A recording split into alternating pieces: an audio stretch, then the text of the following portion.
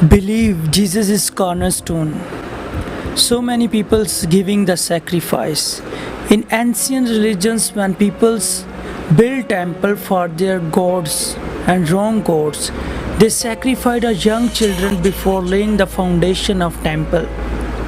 And his dead body of the children buried in the earth's container and the base or nave and foundation of the temple.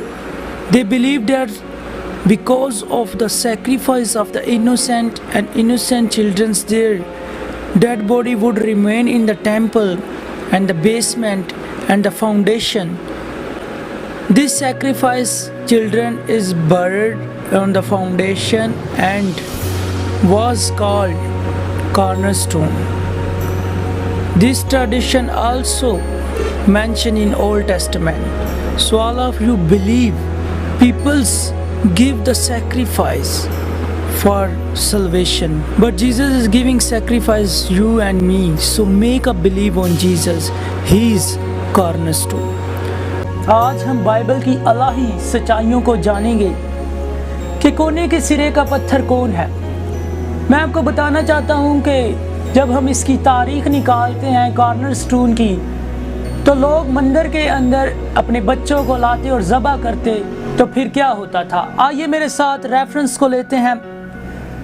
Acts of apostles, رسولوں کے لکھے گئے اعمال، اس کا 4 باب اور اس کی 11 آیت مقدسہ کے اندر لکھا ہوا ہے، یہ وہی پتھر ہے جسے تم معماروں نے حقیر جانا، اور وہ کونے کے سرے کا پتھر ہو گیا، اور وہ کونے کے سرے کا پتھر ہو گیا، اور کسی دوسرے کے وسیلہ سے نجات نہیں، کیونکہ آسمان کے تلے آدمیوں کو کوئی دوسرا نام نہیں بخشا گیا جس کے وسیلہ سے ہم نجات پائیں۔ کتاب مقدس کا پڑھا اور سنا جانا آپ سبوں کے لیے باعث سے برکت ہو۔ آج جو ہم جس چیز کی بات کریں گے، بائبل کے اندر سٹون آف کارنر سٹون کیا ہے؟ جب ہم اس کی تاریخ نکالتے ہیں کہ جس پتھر کو معماروں نے رد کیا وہی کونے کے سرے کا پتھر بنا۔ میں آپ کو بتانا چاہتا ہوں کہ یسوع مسیح ہی کونے کے سرے کا پتھر ہے، کیونکہ اس نے ہمارے لیے نجات اور کفارہ دیا ہے۔ آپ اگر کونے کے سرے کے پتھر کی تاریخ نکالیں تو بہت سے مذاہب کے اندر، جھوٹے مذاہب کے اندر، وہ اپنے دیوتاؤں کو خوش کرنے کے لیے جب مندر بناتے تو وہ مندر کی بنیاد ڈالتے وقت ایک شیرخوار بچے کو لیتے اور اس بچے کو چھری سے ذبح کرتے، اس کی قربانی چڑھاتے، اور اس کی ڈیڈ باڈی کو، اس کے مردہ جسم کو لے کر اس کو ایک مرتبان کے اندر، مٹی کے مرتبان کے اندر رکھ کر، اور مندر کی جو فاؤنڈیشن تھی، بنیاد تھی، اس میں رکھتے۔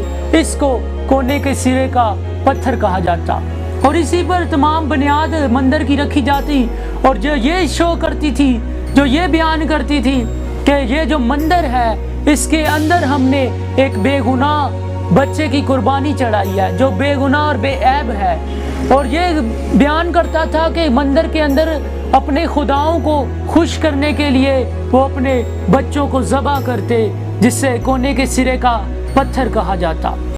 لیکن میں آپ کے لیے ایک گڈ نیوز لے کر آیا ہوں کہ وہ خدا یسوع المسیح ہمارے لیے ذبح ہو چکا ہے۔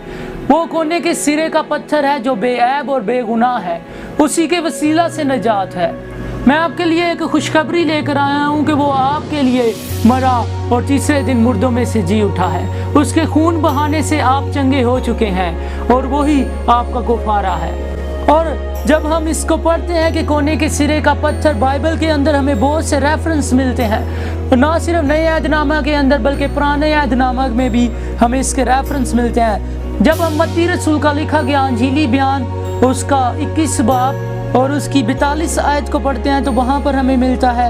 مرکز رسول کا لکھا گیا انجیلی بیان، اس کا 12 باب اور اس کی 10 آیت کے اندر ہمیں ملتا ہے، اور لوکا رسول کا 20 باب اور اس کی 17 آیت میں بھی ہمیں ملتا ہے، اور زبور 118 اس کی 22 آیت میں، اور اسی طرح جب ہم افسیوں کو لکھا گیا پالوس رسول کا خط اور اس کا 20 باب اور اس کی 22 آیت کے اندر میں بھی لکھا ہے کہ وہ خدا یسوع المسیح آپ کی نجات اور کفارہ ہے، وہ آپ کی نیح ہے، وہ آپ کی بنیاد ہے، وہ آپ کا کفارہ اور نجات ہے۔